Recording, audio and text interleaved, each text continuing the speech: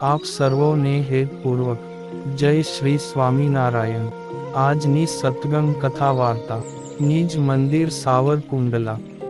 આજની સત્સંગ કથા વાર્તામાં આપણે પવિત્ર ચાતુર્માસ અંતર્ગત શ્રીમદ સત્સંગી જીવનની કથા સાંભળશું। અધ્યાય 52। 1 સુવ્રત મુનિ કહે છે કે, હે રાજન, આ અવસરે ધર્મપુરમાં વિધવા બનેલા મહારાણી કુશળ કુંવર બાના અંતરમાં સંતો દ્વારા શ્રી હરિના ગુણોનું શ્રવણ કરતા તેમના હૃદયમાં દ્રઢ ભક્તિ ઉત્પન્ન થઈ ને કુશળ કુંવર બાઈના અંતરમાં પ્રત્યક્ષ શ્રી હરિના દર્શનની ઉત્કંઠા હતી। તેઓ રાજ્ય વ્યવહાર ચલાવતા હોવા છતાં પણ માયિક વિષયોમાંથી મનની વૃત્તિને પાછી વાળીને શ્રી હરિનું ધ્યાન અને ભજનપરાયણ જીવન જીવતા હતા। પ્રત્યક્ષ ભગવાનની પ્રાપ્તિને અર્થે કૃચ્છ ચાંદ્રાયણાદિક વ્રતના અનુષ્ઠાનથી શરીરને કૃશ કરીને જીતેન્દ્રિય સુશીલ સ્વભાવના મહારાણી આદરપૂર્વક શ્રી હરિનું આરાધન કરતા હતા। હે રાજન, મહારાણી પોતાના બુદ્ધિમાન રાજદૂતોને શ્રી હરિને પોતાના પુરમાં પધરાવવા માટે વારંવાર આમંત્રણ આપવા સારું શ્રીજી મહારાજ પાસે મોકલતા હોવાથી શ્રી હરિએ પણ ધર્મપુર પધારવાનું દૂતોને વચન આપ્યું હતું। સર્વના અંતરના ભાવને જાણતા સંતોના શ્યામ શ્રી હરિ રાજરાણી ઉપર પ્રસન્ન થઈ તેમને મુનિ મંડળે સહિત પોતાનું દર્શન આપવાની ઈચ્છા કરી। ત્યારબાદ શ્રી હરિ મુનિ મંડળની સાથે ધર્મપુર પધાર્યા। જે ધર્મપુરમાં ગુણોમાં માતા દેવહૂતિ સમાન કુશળ કુંવરબા નામે મહારાણી રાજ્ય ચલાવતા હતા।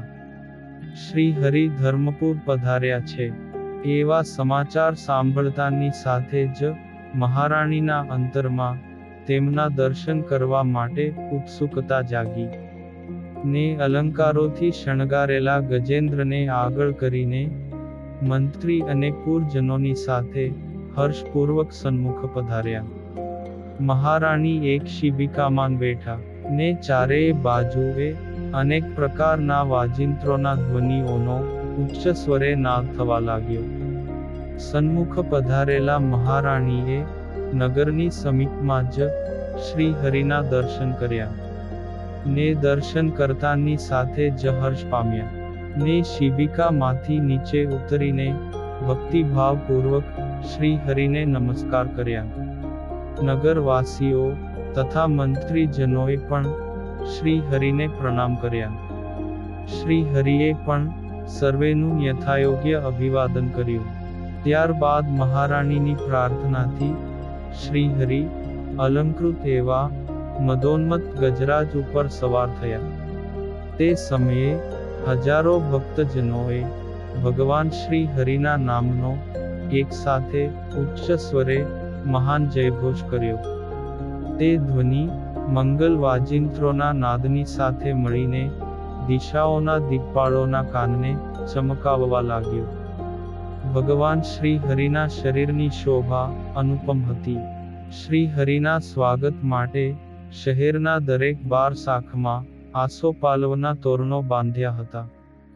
દ્વારે દ્વારે પૂર્ણ કુંભોની સ્થાપના કરવામાં આવી હતી। ચંદનના જળના છંટકાવ કરવામાં આવ્યા હતા। આ પ્રકારની શોભાને ધારણ કરતા નગરમાં શ્રી હરિએ પોતાના અનુચરો તથા પુર નિવાસીઓની સાથે પ્રવેશ કર્યો। નગરવાસી નર નારીઓના સમૂહો ગૃહ કાર્યનો ત્યાગ કરીને માર્ગમાં પંક્તિબદ્ધ ઊભા રહી પ્રેમથી શ્રી હરિના દર્શન કરવા લાગ્યા। શ્રી હરિએ પણ જન સમુદાય ઉપર અમી દ્રષ્ટિ કરીને તેઓને કૃતાર્થ કર્યા। આ પ્રમાણે પુર નિવાસી જનોને દર્શન આપીને શ્રી હરિએ રાજમહેલમાં પ્રવેશ કર્યો। મહારાણીએ ભગવાન શ્રી હરિ અને તેમના અનુચરોને પોતાના રાજ્ય ભવનમાં યથાયોગ્ય ઉતારા કરાવ્યા।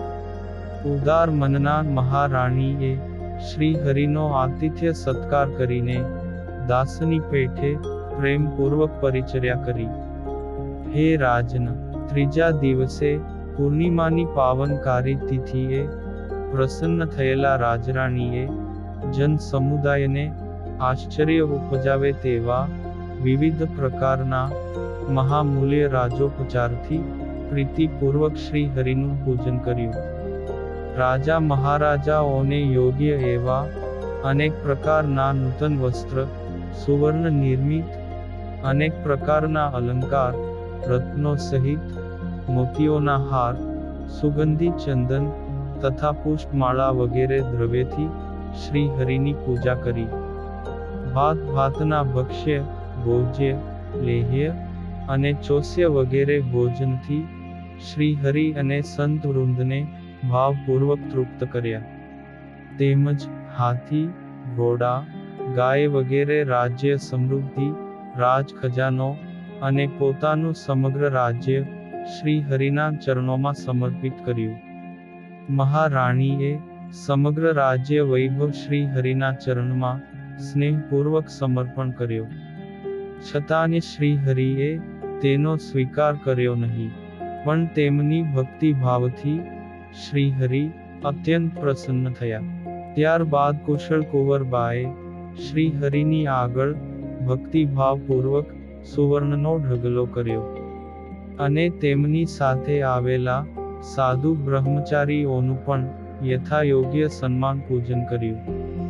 મહારાણીના આ પ્રકારના સર્વોત્તમ ભક્તિભાવને નિહાળીને નગરવાસીજનો વિસ્મય પામ્યા અને ભક્તવત્સલ શ્રી હરિ તો તેમની ઉપર અતિશય પ્રસન્ન થયા. ભક્તિથી દ્રઢ વૈરાગ્યને પામેલા બુદ્ધિમાન મહારાણીને શ્રી હરિએ આત્મજ્ઞાનનો બોધ આપ્યો ને ફરીથી રાજ વ્યવહાર ચલાવવાનો આદેશ આપ્યો.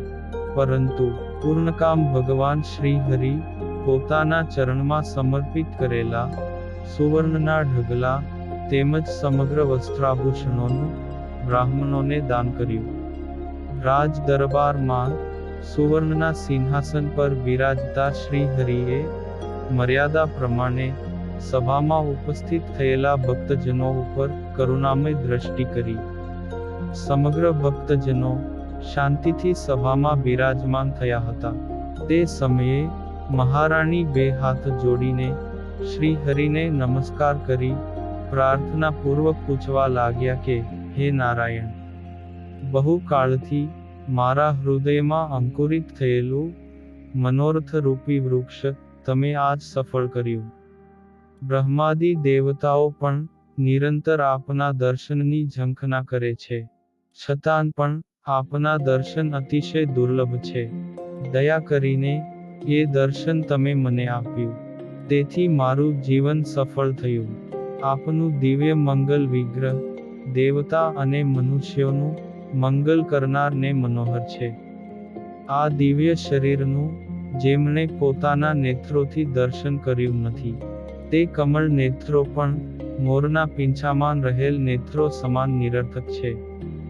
આપની ઉદાર કીર્તિ અનેક પ્રકારના પાપના પુંજનો વિનાશ કરીને ભક્તિને વૃદ્ધિ પમાડે છે.